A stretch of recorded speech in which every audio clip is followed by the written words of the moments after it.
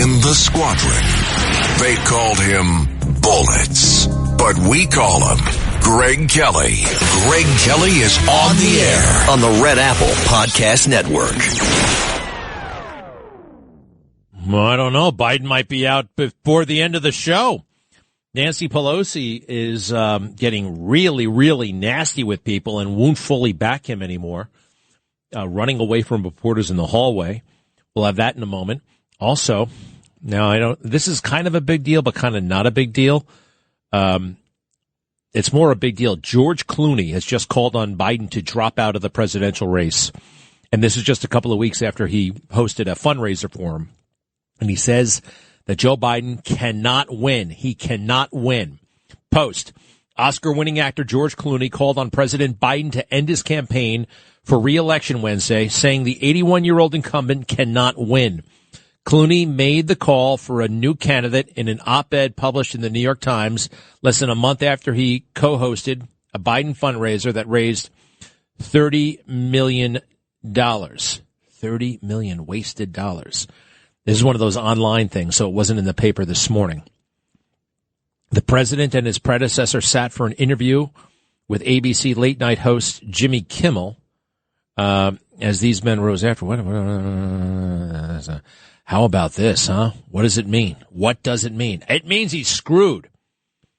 It's devastating to say it, Clooney wrote, but the Joe Biden I was with 3 weeks ago at the fundraiser was not the Joe Big Effing Deal Biden of 2010.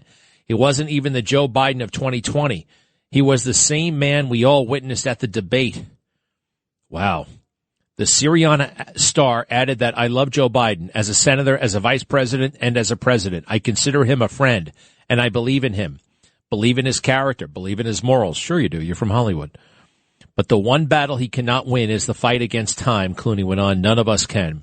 It's devastating to say it, but the Joe Biden I was with 3 weeks ago, okay, keeps repeating himself here.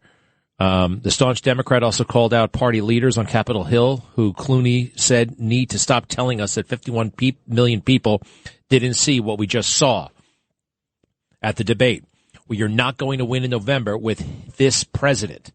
This isn't only my opinion. This is the opinion of every senator and Congress member and governor that I've spoken with in private. Every single one, irrespective of what he or she is saying publicly.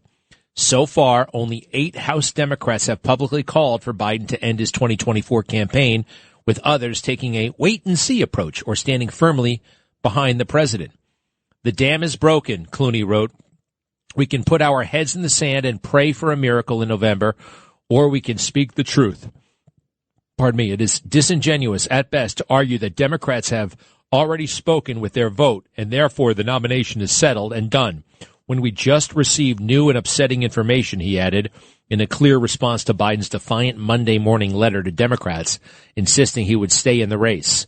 Top Democrats, Chuck Schumer, Hakeem Jeffries, Nancy Pelosi, and senators, representatives, and other candidates who face losing in November need to ask this president to voluntarily step aside, Clooney insisted.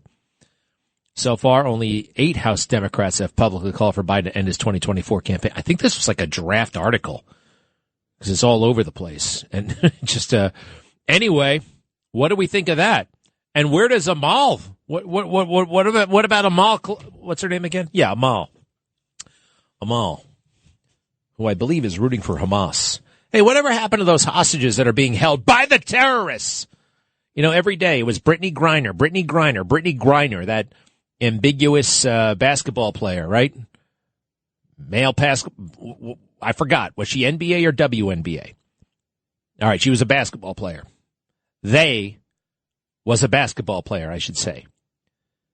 I do think that, I mean, wasn't there some question about how does she identify? I don't know how they identifies.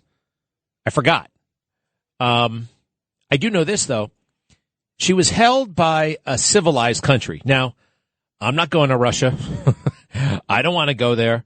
I'm not friends with Russia, but it is a civilized country, right? I mean, they can be brutal. They can be tough. I would never want to live there. I don't like their system. A lot of things I don't like. But compared to Al-Qaeda, it's civilized. Compared to ISIS, it's civilized. Compared to Hamas, Russia is civilized. Yet every day they were moaning and groaning about Brittany Griner. Got to get Brittany home. Got to get Brittany home. Well, she shouldn't have taken the joint with her to Moscow. And I wanted her to return too. Any American, and I don't care where they fall politically, no American should be held hostage somewhere.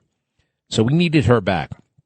We also need this Evan Gershkovich, is that his name, from the Wall Street Journal? We want that guy back. He was a reporter over there, and I don't know why they arrested him. He wrote something they didn't like, or maybe he was smoking weed. I don't know the details. But he's an American, and we want him back. We'll take care of anything he did wrong here. And I suspect he didn't do a damn thing wrong. But when I see him behind the glass door, you know, they had the, almost like Eichmann, the Eichmann trial. They put him in these glass booths, like right out of Nuremberg. I know that it's a civilized country. I mean, relatively. Sure, they do murder people, but they're not going to murder our guys. They better not. I don't think that's possible. But Hamas, they murder people. They murder women and children. They did on October 7th. They took women and children hostage. They've got over 100 hostages still. You never hear a peep about them. And you never hear a damn peep about the Americans they're still being held hostage. And there are. You know, it's fascinating. Ronald Reagan almost lost. He bet his presidency on a daring kind of plan. I want to even call it a scheme to get the hostages out of Lebanon. People forget there were about 10 hostages being held by Hezbollah, I think, one of those radical groups. And we did a hell of a lot. I mean, remember, we were Iran-Contra, and we were selling weapons to get money to give to the... It was all convoluted and possibly illegal, but he was just going for it. He wanted those hostages returned.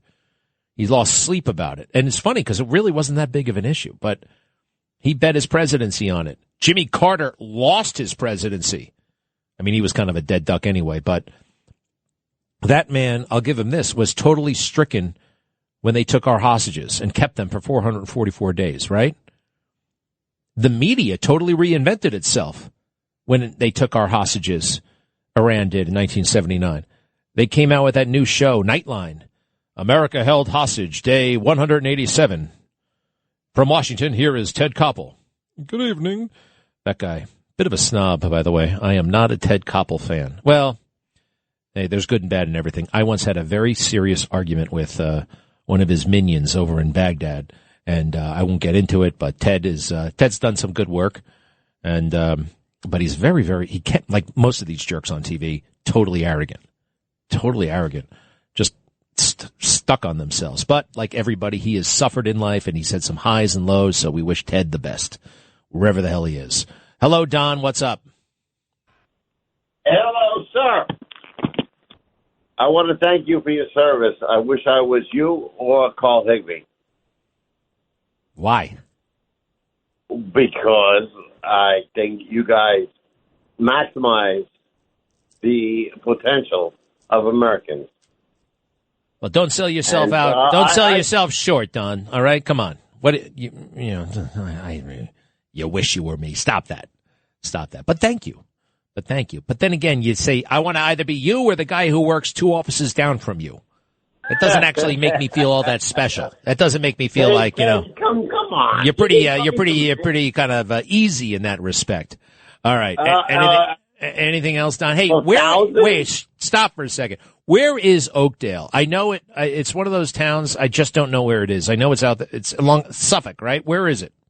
Come on. I don't know where it is. Town Military Academy. I used to work with Tom Massini in Garden City. Oh, sure, yeah. I don't know what he's talking about. Where is Oakdale? Yes. And all right, I'll look it up on a map. Don, thanks for calling and thanks for the kind wishes. Mike in Comac, hello. I know where Comac Greg, is. How are you? I know where your town is. What's up?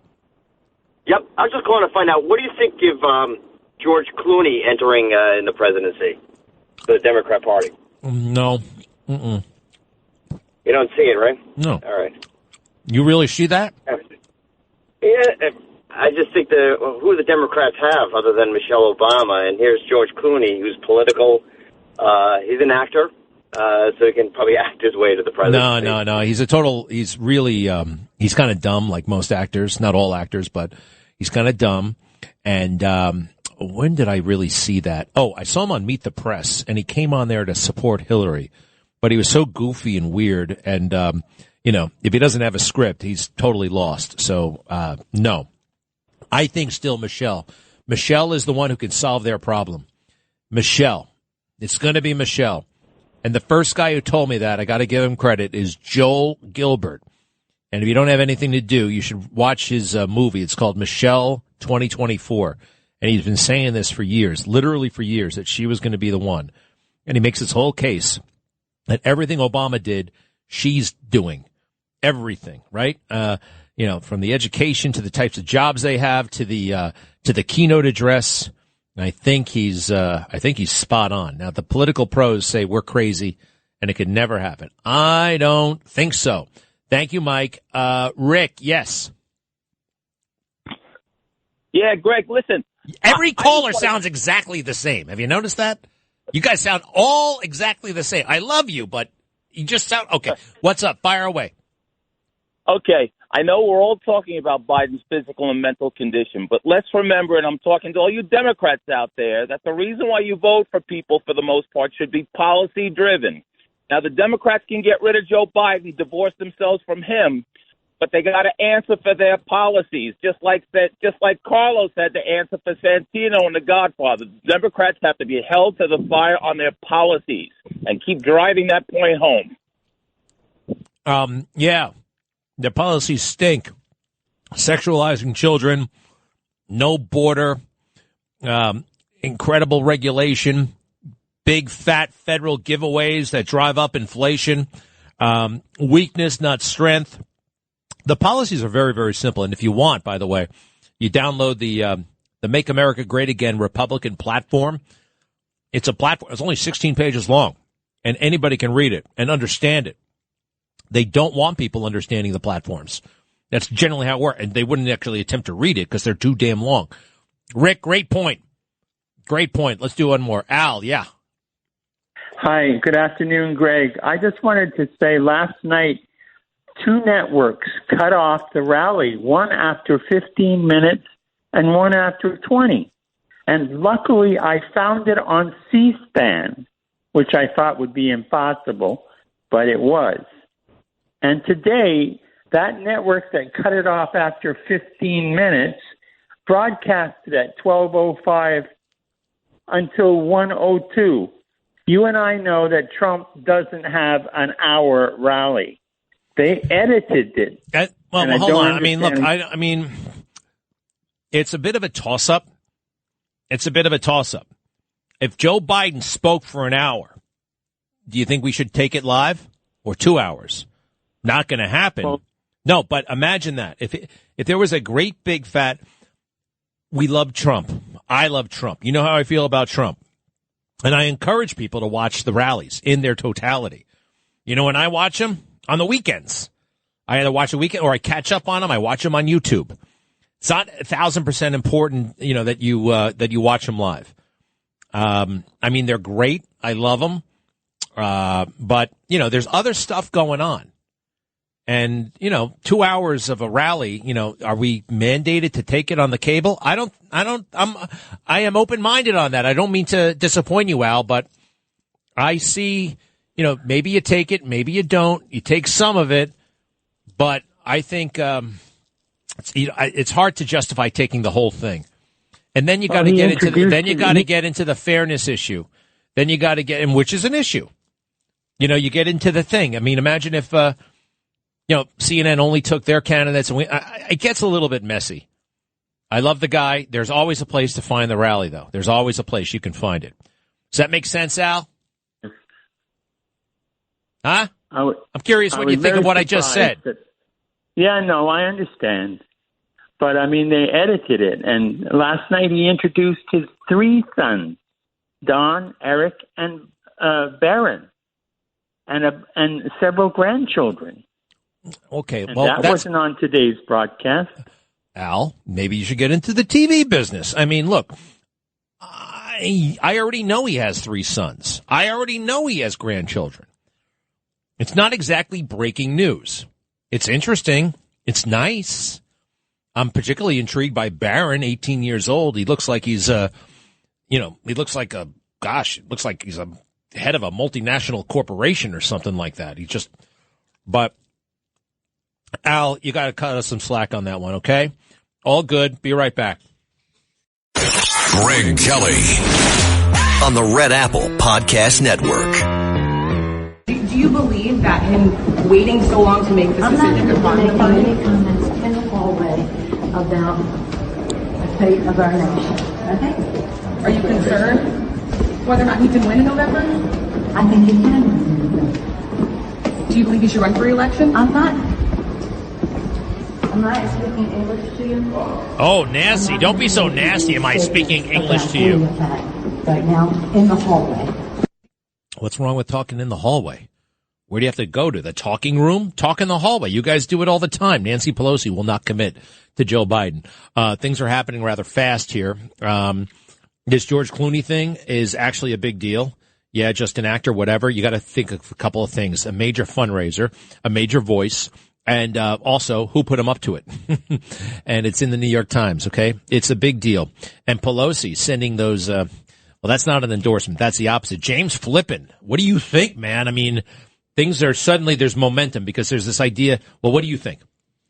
At this point, I don't really know what to think because there's so much infighting amongst the Democrats. It's kind of just like unbelievable. I've never really seen something like this. Most of the time, the leaking, the infighting, that's sort of like a Republican thing.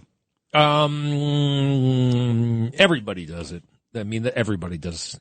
There's politics. I feel like it's always the Democrats circling the wagons, right? Like they know how to play that political game so much better, it feels like most of the time. Well, and why is that? Because it's their religion. It's everything for them. Whereas conservatives, we're into freedom.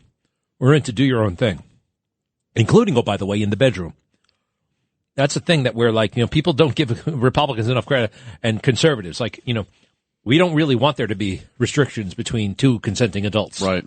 The concept of privacy, government overreach, kind of that libertarian bend. All that stuff. Everybody's got to keep their hands off of kids, though. Yeah. Obviously. Well, there's the music. Roger Stone is coming up. All right, good. Anything going on locally I need to know? It's everybody's talking about the heat. They're trying to get lifeguard hours extended, but they don't have the money, the Parks Department. We need a major campaign that tells children to avoid the beach when there's no lifeguard. Too many poor kids, poor city kids are going into that water and drowning. Thank you for mentioning it. I'm going to do something about it. I swear to God, I'm going to do something about that. Greg Kelly, entertaining and informative on the Red Apple Podcast Network. Well, the political legend joins us once again, Roger Stone. You can hear him here on WABC. He's got a great show on the weekends, and more about that in a moment. But first, Roger Stone, welcome back. Man, oh man, oh man. Where are you on Joe Biden? Does he stay in or get out? I'm right at 50-50. I think it is still an unknown question. The forces that are arrayed against him, people who knew all along that he had this infirmity, but helped hide it. Now that it's become public, they have turned on him almost overnight in the most vicious way. And all the leading voices of the left, the New York Times, the Atlantic, CNN, so on, are just really putting the wood to him to drop. You've got a number of factors here. I think that the minority leader, Hakeem Jeffries, and Senate Majority Leader Chuck Schumer are increasingly nervous as polling comes back showing that states and districts that were heretofore thought to be safe for the Democrats are now suddenly competitive. The money class of the Democrat Party and the left, the single most influential bundler fundraiser in New York City, a fellow named Kramer, he has turned off the spigots. There'll be no money for Joe Biden. On the other hand, all credible reports, including the New York Post, indicate that Hunter Biden is the new gatekeeper, that Hunter Biden gets to decide who and who does not see or speak to the president. He has, I would say, a conflict of interest given his upcoming trials and the possibility that he might find a pardon handy. And, of course, you have Jill, who loves the trappings, loves being first lady, even though I think she makes her dresses out of either kitchen curtains or tablecloths. Yeah, you said she was one of the worst dressed women, I think, in America, and totally concur. All right, let me ask you something. A year ago, I think it was about a year ago, I was totally kind of stumped as to why the Democrats weren't coming up with an alternative to Joe Biden, why they seem to be moving at the time, I think I used the word inexorably, toward a Joe Biden candidacy. And I'm like, I see it. I see that this guy can't do it. The Democrats, the pros, the people who run things, they knew that Joe Biden had these problems all along. I knew it. I don't even like politics. I don't know anybody at the Biden White House. I don't want to know anybody. I could figure it out. What were they thinking? Were they thinking that they could just fool us all? Here's precisely what they're thinking. I'm afraid it's a bit broader answer than perhaps you expect, which is to say the political establishment, which controls both the Republican and Democrat parties at the highest levels, the uniparty, if you will, the political establishment, assumed that Donald Trump would not zoom to the nomination, would not storm to the nomination. They thought that he was, he was a spent volcano, as Nixon used to say. And that was not only not the case, but if anything, he demonstrated that this is his party now. This is the party of the middle class. It's the party of working people. This is the party that is proud of our military. This is the party that respects our flag, that honors and respects our heritage, that cherishes the Constitution. But it is a middle class party. Under the Bushes, we had been the party of the country club and Wall Street and the elites. Trump's nomination in 2016 is the hostile takeover of that Republican Party, and now he has rebuilt it in his image, as every Republican president has. Reagan changed the face of the party. Nixon changed the face of the party. Eisenhower and his modern republicanism. Lincoln, McKinley, every great Republican president has refashioned the party in their own image. Because people vote for individuals, for colorful individuals and their ideas rather than a label. Okay. So they assumed that DeSantis or Nikki Haley would bump Trump off, and now their problem with Biden is not that problematic. If they can get him through another election, as they most improbably did in 2020, by largely hiding him and managing him, and there was a globalist running as a Republican, well, then the real people who run the country, the ruling elites, would still be covered just as they were under the notion that 2016 was going to be between George Bush and Hillary Clinton, so it really didn't matter. Largely, particularly on war, their policies were the same. And along came that improbable billionaire from New York who kind of upset their entire apple cart. All right, I just want to, I got to jump in because I want to make sure I understand. You're saying that a year ago, they thought Trump would not be a factor and that it would be DeSantis or some other safe Republican. And the uniparty, I mean, the ultra powerful, would be content with either. So if Joe loses, it's not the end of the world. We can live with this guy, right? Yeah, and they thought, look, we propped him up once. Perhaps we could prop him up again. Now, let me ask you this, though. Can I jump in right there? Perhaps they didn't recognize how rapidly he would deteriorate, which we can all see before our own eyes. Okay, but there are intermediaries between the globalists and, the party hands, the apparatchiks, the director of communications at the DNC, all these, people who were kind of grubby and they work in politics. And wouldn't the political class, not the globalist class, I know there's spillover and overlap and that kind of thing. Why wasn't there a louder contingent of those people saying, forget everything, Joe Biden is not ready? I'm surprised that did not happen. Here is why. Because the Biden people, and there are Biden people, ensured that the makeup of the delegations to the Democratic National Convention, where Joe got 95% of the vote of 7,000 delegates, that they are Biden people, not Obama people, not Clinton people, and not party people, other than the 700 superdelegates who are basically owned by the party establishment. So wrenching this out of Joe's hands, also given Joe's legendary stubbornness when he's lucid. I mean, he's a very, first of all, he has a messianic view of himself. You saw it in the press conference after her report was announced, and her said, yes, he did willfully and illegally retain top secret and classified papers. He said, I'm the best person in the country to do this job. Greg, what I'm telling you is he actually believes that. Who could do what I have done?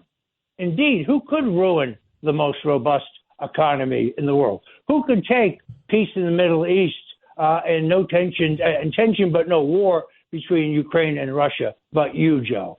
I mean, so the party regulars you're talking about, the hacks in the party functionaries, and the party leaders in state office, particularly, are assuming that Joe's not going to be easy to dislodge. Hey, Roger, you know what I found out last night? That there were the intelligence community. Actually, I forgot about this. In 2020, they were putting out information that said Donald Trump saying that Joe Biden had dementia or early onset was spewing Russia propaganda. And they put out a warning about that. If you said that Joe Biden was too old for the job in 2020, you were acting as a Russian spy. Do me a favor, Roger. You can't make this up. You can't make it up. This just happened a little while ago. Joe Biden, on stage, and there was an incident of some kind. A rambling incident. Let's just listen to this together. The first time I'm hearing it, I'm told it's good. Hit it. I promised I was going to have a cabinet that looked like America. And it does. More minorities, more women, more labor. I'm serious. Think about it. That's who we are. That's why we're strong. We're diverse. We're strong. We've got to stop looking at it like it's some problem. It's an asset. All right, so what they did was they killed the feed. The event was over, and then he grabs the mic and he starts talking about DEI all over again. They never kill the feed. When the president's talking, it's news no matter what. And they killed it because who knows where Joe was going with that. Was that a beeped word? Or what? No. That was like the test pattern coming on at the end. They cut it all out. Look, we have this gaffe at NATO where I listened to it 4 times. I think he says talking. I was talking with your wife, but it sounds like he's saying, like he's dropping the F-bomb when he refers to the wife. I saw that. I'm cutting him some slack on that one. I think he said, I am too. I think he said talking, but I had to listen to it several times to be sure about it. Well, the follow-up was talking to your wife because I want you to stay on the job. I guess he's leaving. By the way, they shouldn't be giving Jen Stoltenberg the National Freedom Medal or the National Defense. What the hell is it called again? I used to know this. What the hell is it? He gave one to Oprah. They're handing him out like candy. The Medal of Freedom. The Medal of Freedom. The only thing I would be doing, in all honesty, I'm a great believer, as you know, in Napoleon's maxim that never interrupt your enemy when he is in the process of destroying himself. And many people don't know this, but Napoleon was, of course, Italian, born in Corsica and was owned by Italy. His first language was Italian. He didn't learn French into his late teens. And one of the great strategists of all time. Other than that, I would take that advice as if I were Trump, generally speaking. Positive, upbeat rallies, good idea. What I guess I would do if I were the president, I would keep taunting Joe about when's the next debate. Joe already ducked out on the round of golf. I mean, he challenged Trump to a round of golf, and then when Trump said, "Okay, when are we teeing off?" he backed out and said something like this was just an antic by Trump. No, it was your antic. You started it. Hey, I think he's I don't know if you, telepathy, you and Trump. Listen to this. This is at Doral last night. Cut four. Let's do another debate this week so that Sleepy Joe Biden can prove to everyone all over the world that he has what it takes to be president. But this time it will be man to man, no moderators, no holes barred. Just name the place, anytime, anywhere. And this one, Roger, cut three. As you know, in our recent debate, and in honor of all of you, I dealt Joe Biden, even according to the fake news media, the most decisive defeat in the history of presidential debates. I think so, right? It's true. That is the Trump I love. That is the Trump I love. And it's so true. I've known him 45 years, and I love that side of him. You know, I saw a picture of you, Roger, with Donald Trump. I think it must have been in 1980. You guys were over by the United Nations for some reason. Do you remember the first time you ever met him? I do. I went to his office. Roy Cohn got me a meeting, and I pitched him to be on Ronald Reagan's finance committee for New York. I was told I'd have 5 minutes. An hour and a half later, after he pummeled me with an extraordinary number of smart questions like, can you win New Hampshire? What's going on in Iowa? Do you think Ron can still carry California? He and his father both signed down to our finance committee. In those days, raising $100,000 was a huge amount of money. And we became, after he made his donations, collected his donations, and turned them in, he was like a man who had made an investment. So and we didn't have cell phones in 1980, so he would call you every couple of days. So how are we doing? That's how we became very good friends. When I went to the construction site of his building over by the UN, when it was in construction, I walked to the top of it. I saw him asking the drywall guys if they were happy. Donald Trump always had a policy that any employee could have a private sit down with him at will if he had an idea or a thought or he knew of a problem in the company. It was brilliant management. That is so interesting. So you know, I saw video of Barack Obama playing with a model of the Obama Library, you know, putting the finishing touches on that silly monument to himself in Chicago. And then he went to the construction site to phony, you know, cut the ribbon and stuff like that. And, you know, it's just all about him. And Trump is all about the people. It's an amazing difference. By the way, do you remember where that first meeting was with President Trump that you had?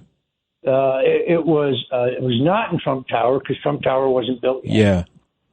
I remember it not being terribly opulent. I think Donald, until he moved to Trump Tower, like Fred, because I went out to, Fred was also on the finance committee, Donald's father, who was, you know, out in Queens.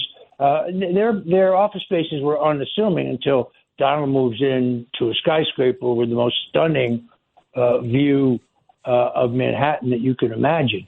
Yeah, it's actually, I was curious, the place I believe you met him was Avenue Z in Brooklyn, and that's where the Trump organization was actually headquartered. That's right. That's right. Anybody can go out there. It's still a real estate office of some type, and it is very modest, and it's just incredible what came out of there and what was happening there, quite frankly. They were making lots of money, and they knew what they were doing. Just extraordinary people, as you are, pal. You're tremendous. That's very kind. No, it's true, though. It's true, and we can listen to your show on Sunday afternoon. You can tune in right here, 4 to 6 p.m., Roger Stone, wall to wall. And finally, Roger, the vice president, who do you think it's going to be? I really believe, based on all my conversations with the look, I don't kiss and tell. It's always been my policy. So I talk to the 47th president from time to time, but the content of the conversations I have to keep confidential, or there won't be any more, candidly. And I owe him that. I really don't think he's decided. When on what was Sean Hannity last night, he said, haven't made a final decision yet. Now, look, he's the master of the tease. He said back during the town hall in Iowa that he'd made the choice and just not told the people. And when it didn't catch the news cycle, it kind of dropped out of sight. Then he made that same pledge a couple other days. This is known as hyping your audience for the Doral rally, to make as many million people watch it as possible. It's genius. It really is. And he didn't say he would do it. He said he might do it. It's possible. I'm thinking about it. I'm very close. I'm down to, like just a couple. But my guess is that he will, because he's a chess player. He will preserve that question as late as he can. Yeah. Personally, I'd like to know who the Democrat ticket's going to be before I chose my running. And Roger, we have it from you, 50-50, a 50-50 chance that Joe Biden is out. Roger Stone, thank you for being with us. We got to go, and we'll be right back. Thanks, Roger. Greg Kelly, entertaining and informative on the Red Apple Podcast Network. Let's do this fast. Mike, yes. Fast. Too slow. Carmine. Greg, you motivated me last week with you. You lost sign during the motorcade, and I put a Trump flag out on a Trump flag out by a pole by my house out in Route 110. It was there overnight. I was there at 7 a.m. It was still there, but by 8:30 it was gone. And I think, like you said, New York could be a swing state, and Long Islanders could be more Trump-oriented than most people believe. I wanted to know if I was going to get a knock at my door. My heart was racing, Greg. It's dangerous. You put a sign on Route 110? You live on Route 110? No, I live over by Route 110. I put a Trump flag that said "Take Back America 2024," and I got a ladder and I went up there and I stapled it. And it was waving in the wind as people were going by towards the wall. You shouldn't be doing that on a public pole. That's not yours. Well, that's what I wanted to ask you, Greg. Can I get in trouble for that? Yeah, you can actually. No matter what the flag says, don't do that, Carmine, and it's dangerous to boot. Barbara, hello. Hi, Greg. Boy, I'm sorry for Carmine doing something wrong. He was vandalizing. And I would never do that. Absolutely.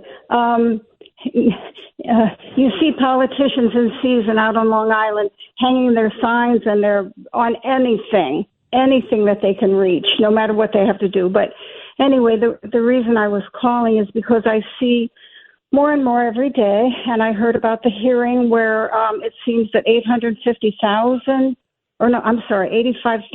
children who have come across the border are unaccounted for. We don't know where they went. Now, I only read one article about it, so I haven't really researched it. But it doesn't surprise me because of the laxness at the border and the complete license to allow anyone and everyone to come in any way they can. And this all reflects what's going on in our country, which is the peeling away bit by bit, but very surely, of our civilization, our Western civilization, which is based upon the Judeo-Christian ethics of the Ten Commandments. So the Ten Commandments tell us, thou shalt not bear false witness. And what are we talking about every day except the lies that have come out from the media and from the administration, etc.? And if you just go down the line, thou shalt not steal, taking taxpayers' money and using for things that the government has no permission to. Barbara, we thank you. We're going to have to make an adjustment. We'll take you much earlier. Hi, it's Lou Dobbs for Priority Gold, America's precious metals dealer. These are volatile times with high inflation, soaring debt, wars on multiple continents, and rising financial stress. Central banks are buying gold to diversify their reserves, so are many Americans. Call Priority Gold and find out how precious metals can help you diversify your portfolio. They're highly rated and happy to help. Call 1-866-303-6357 or get a free gold guide at PriorityGoldGuide.com. That's PriorityGoldGuide.com.